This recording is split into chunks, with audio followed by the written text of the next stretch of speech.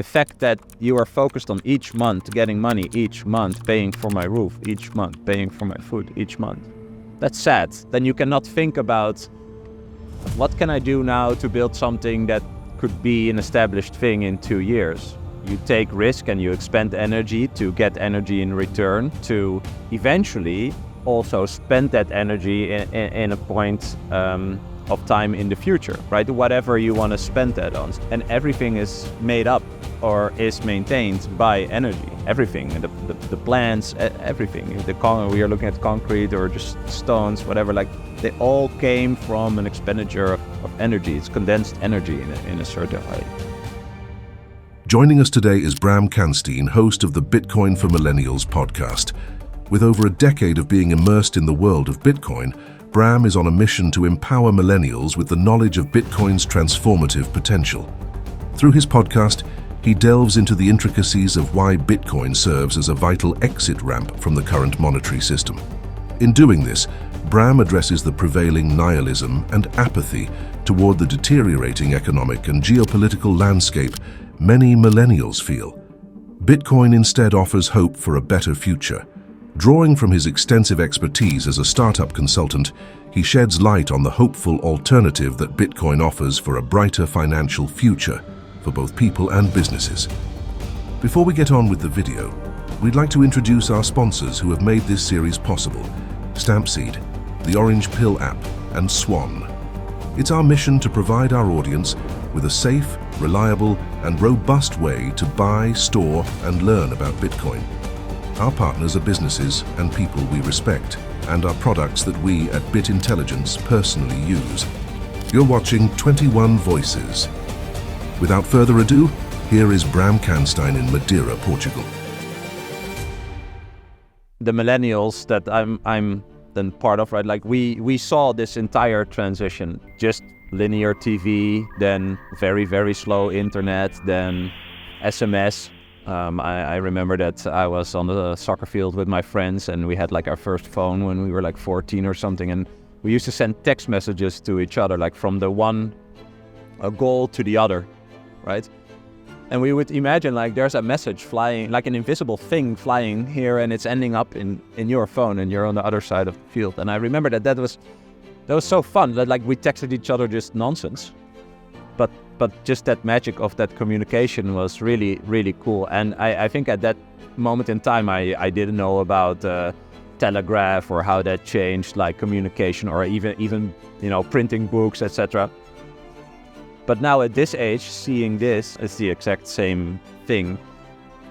But what I do find difficult is that because you understand more, like the subject of money is so big that you start doubting yourself. Like, am I living in this moment in time that this thing is happening? And when you see, well, again, something like Fidelity say, this is akin to fire and the wheel, like, wow, it's like we were alive at that moment in time. Like, what has been the impact of fire and the wheel? Well, that's pretty incredible, yeah, that we are actually there. We are lucky enough to be there, yeah. People understand communication, but money is just like a given for a lot of people, and especially for me as well. If you grow up as a millennial in a Western country, you don't even have to be, you can be poor and you're rich compared to other people in the world, right? So there, you don't really have the real problems that people in other parts of the world have. So the money still works for you in a certain way, right? So when it really clicked for me is like, okay, you have system A, which is the Fiat system, which is the debt-based system. And then you have system B, which is nice, yeah? System Bitcoin, where everything is forced to be transparent and you can check all the questions you have, you can check yourself. So also when people watch this video, they don't have to believe me. I think we all should invite people to check for themselves what we believe is true, right? And so when I go to work or I expend energy, physical or mind, whatever, like everyone does that, and you get energy in return in the form of the money, right? But the thing that we use to package that energy in, what we call money, is engineered to lose value at least like 2% a year. In reality, it's way more. So when you come back home from taking risks to earn that money, and the energy you captured is melting away every year, and you don't want to expend that money energy at that moment in time, but maybe in a year to buy a house or whatever, have a child or start a family. You need to take more risk to mitigate that debasement of that energy. And I think what is nice, I realized like I'm pretty risk averse and I'm also lazy, right? Like other people, like most people are lazy, right? So I was like, I don't want to participate in this thing. I tried trading stocks and doing these things, but it's just, I'm too emotional. Like I don't want to do that. So when I realized, hey, I can save value in this new system that I finally, at that point I understood it, like this is not going to be debased. And if there's other people who think the same and basically flee to this system where we can just store the energy until another point in time or space, then that is the best thing to ever like save your energy in. So then I stopped viewing getting Bitcoin as buying Bitcoin. I started viewing it as just moving energy from system A to system B, and then I went all in basically, yeah. Please bear with us for a quick message from our sponsors. These videos take a lot of time to shoot and edit, and we've partnered with brands we trust like Stampseed and the Orange Pill app in order to get the funding we need to bring you these videos every week. Don't store your Bitcoin in cold storage without stamping your seed phrase on an indestructible titanium plate. Stampseed is fireproof, rust-proof, impact-proof, and easy to hide.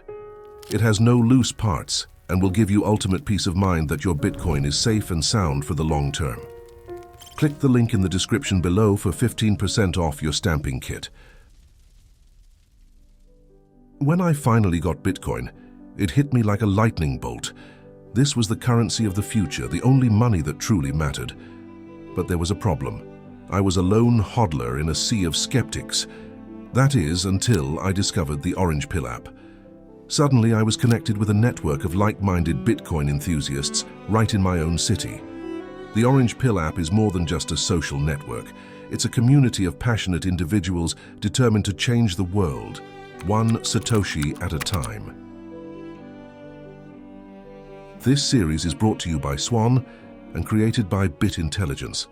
Remember to like this video and subscribe to both our channels for more videos like this every week.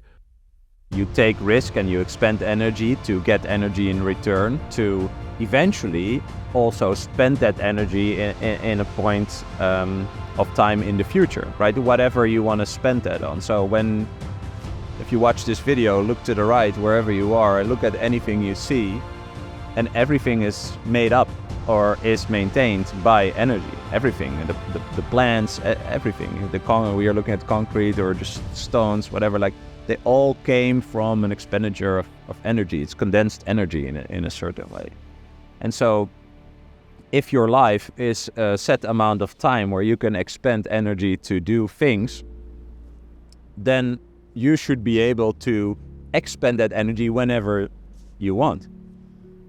But if we use a way to exchange that energy between people that is flawed, which is what, is the fiat money, then because of decisions of other people that you don't know, your life is influenced, your time preference, right, is influenced. You are forced to be short-sighted in time. You are forced to discount the future.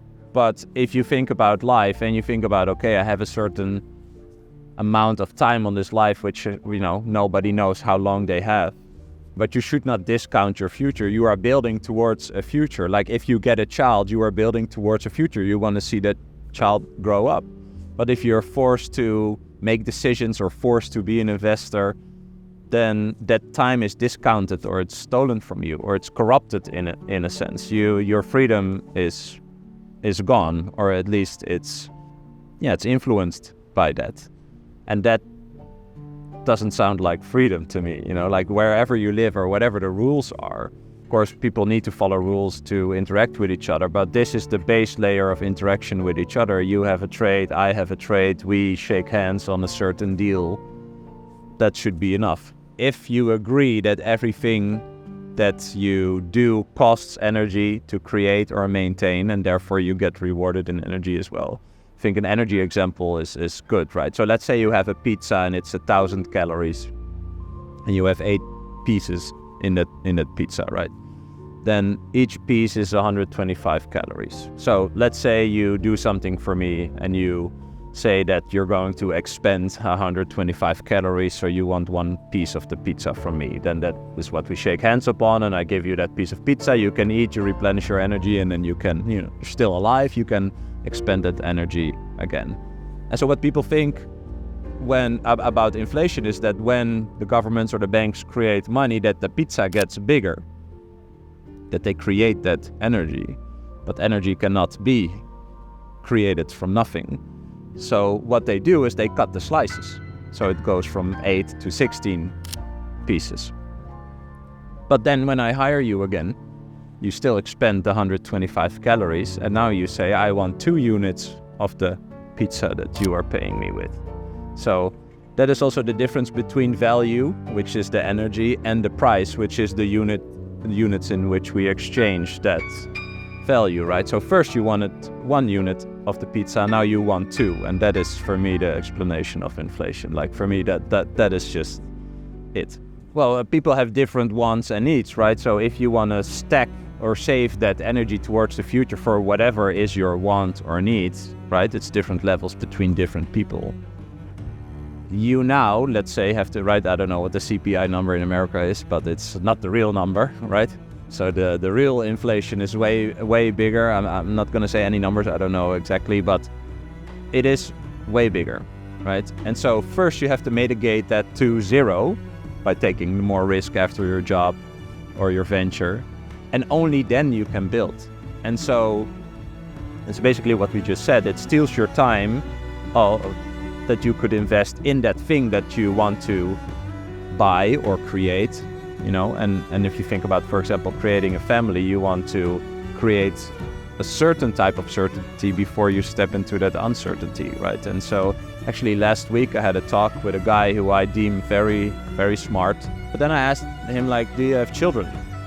And then he said no. And I said, why not? And then he said, yeah, because of this, like, I don't want to put a child in this world, right? And that, like, I know these stories, but that was the first time that I actually had, like, a direct conversation with someone who said that. And then, like, that really hit me, and I was like, okay, but then you basically give up. It's like, I give up, like, the day one, whoever they are, like the system one or whatever, like it really saddened me, actually, but on the one side. But on the other side, it's also really nihilistic, right? It's just like, oh, it's all going to hell, it's doom and gloom, and like, but for me, it's a bit ungrateful as well. Like, you are alive. You are like, there's a 1 in 300 billion or trillion chance that you are you, right? And then you say, like, well, other people decided this, so now that's the end of my, like, lifeline. End of my DNA stops here because some other people did things and I cannot change that, right? Like, yeah,